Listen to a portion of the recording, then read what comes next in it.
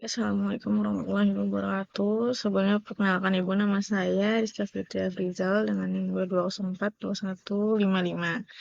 Pada pertemuan kali ini, pada pertemuan ke-14 ini, saya akan membahas mengenai collaboration in governance. Nah, di mata kuliah ini, saya diampu oleh Ibu Yulia Hanoselina, SIP, MLP. Pada materi collaboration in governance ini, kita akan membahas mengenai dua poin. Pada poin yang pertama itu, kita membahas mengenai kerjasama antara tingkat pemerintahan yang berbeda di dalam e-government. Di dalam e-government ini tentunya ada kerjasama, di mana kerjasama ini berupa interaksi antara pemangku kepentingan di pemerintah, baik itu di pemerintahan pusat maupun di pemerintahan daerah. Ketika pihak di dalam pemerintahan tersebut memiliki kemampuan untuk memahami yang lebih cepat dan yang tanggap dalam pengaplikasian teknologi informasi dan juga komunikasi yang tinggi tentunya akan menghasilkan kebijakan yang efektif dan efisien. Kemudian akan melakukan perbaikan kualitas pelayanan yang mungkin sebelumnya banyak sekali pengaduan dari masyarakat yang kurang mengenakan dari sikap maupun dari tindakan pegawai dalam melayani sehingga dilakukanlah perbaikan.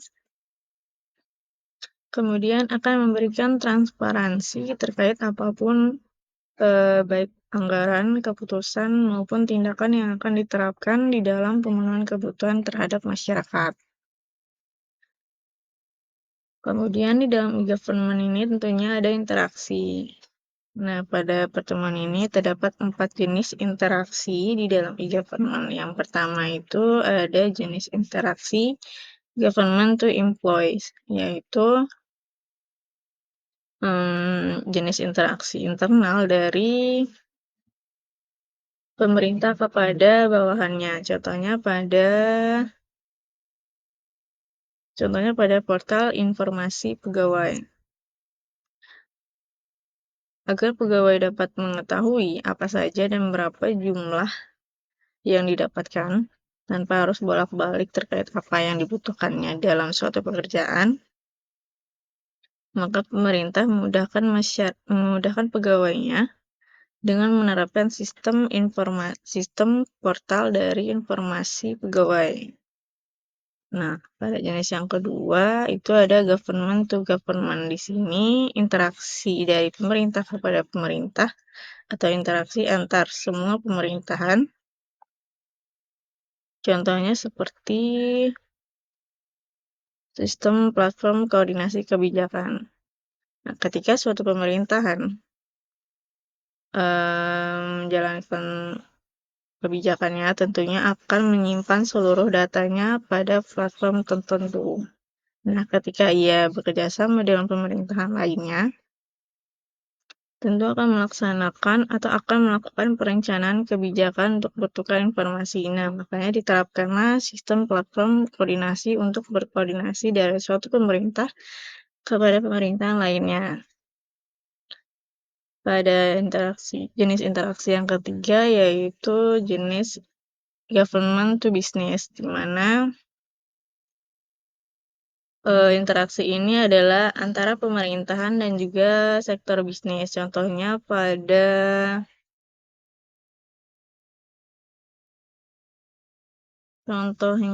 ada pada sistem pelaporan pajak online. Di sini sistem tersebut dibentuk oleh pemerintahan agar masyarakat maupun pegawai dapat tepat waktu melakukan pembayaran tagihan pajak dengan secara online meskipun tidak berada di lokasi yang terdekat. Kemudian pada interaksi jenis keempat ini ada dari government to citizen, yaitu dari pemerintahan dengan masyarakat kepada masyarakat.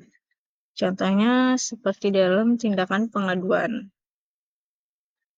Untuk dapat mendengar keluhan dan juga melihat keluhan yang dialami masyarakat, dibentuklah kotak pengaduan suara dalam aplikasi digital maupun bisa juga dilaporkan melalui media sosial. Sehingga apapun keluhan tersebut dapat dilakukan perbaikan sistem dengan segera. Kemudian pada poin yang kedua ini kita akan membahas terkait desain public-private partnership dalam e-government.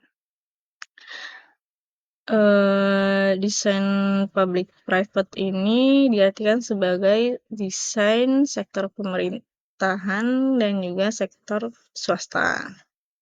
Yang hubungan dari desain ini akan menciptakan suatu proyek pembangunan maupun pelayanan yang dapat mensejahterakan masyarakatnya. Dan tentunya proyek yang dilakukan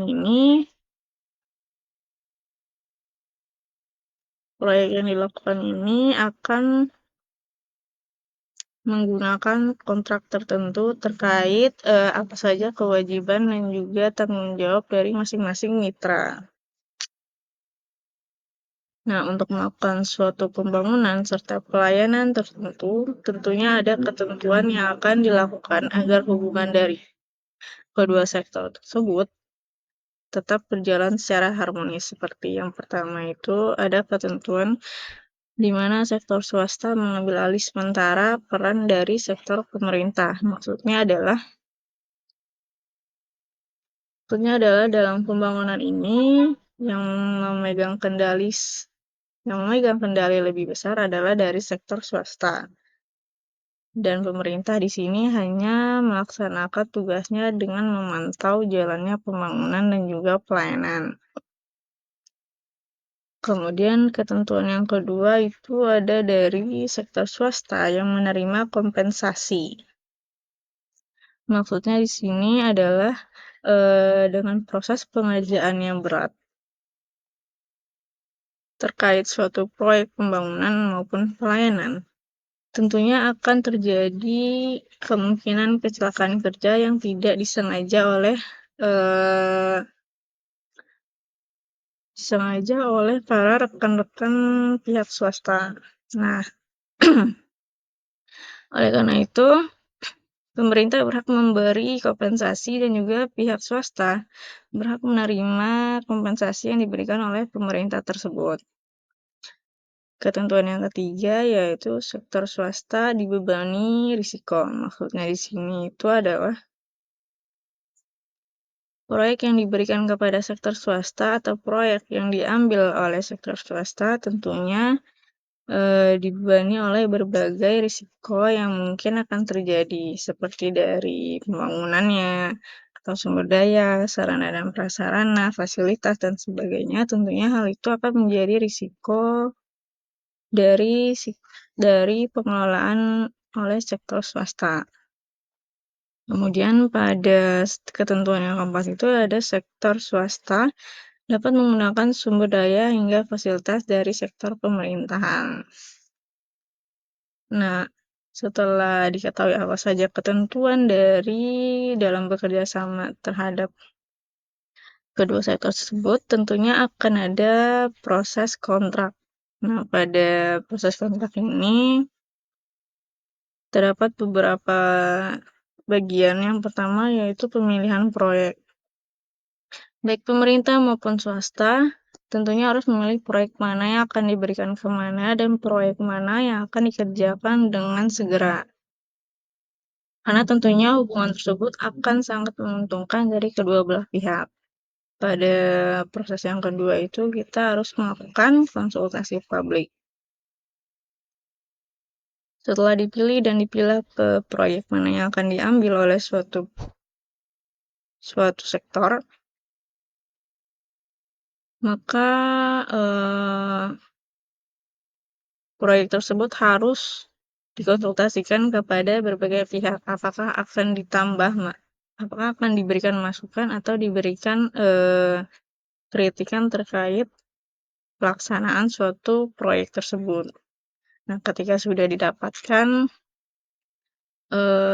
masukan dan juga kritikan dari berbagai pihak tersebut, maka dilakukanlah kerjasama yang tentunya akan menghasilkan pengadaan baik itu dari anggaran baik itu dari anggaran, fasilitas, sumber daya, dan lain sebagainya. Kemudian dilakukanlah pelaksanaan. Kemudian ketika dilakukan pelaksanaan ini tentunya akan dilakukan pengawasan dari pihak pemerintah maupun dari kepala sektor swasta. Nah, di akhir kata mengenai materi ini dapat disimpulkan bahwa kerjasama di tingkat pemerintahan dalam e-government maupun public-private partnership ini sangat penting untuk diketahui karena akan menciptakan suatu kesatuan yang mana akan membawa suatu daerah maupun negara ke arah yang lebih siap untuk bertarung dengan masa depan yang nantinya mungkin akan berdampingan dengan digitalisasi lebih lanjut hingga kepada bertemunya manusia dengan sistem AI. Sekian penyampaian dari saya. Assalamualaikum warahmatullahi wabarakatuh.